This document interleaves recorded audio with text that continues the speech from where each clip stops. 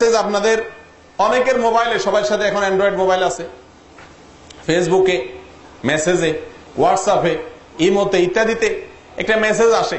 কি মেসেজ?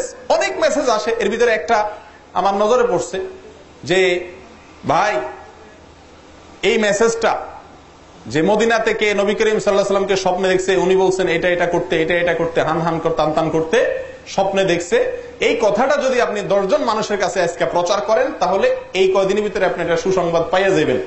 আর যদি প্রচার না করছেন তো আপনার 14 গোষ্ঠী শেষ।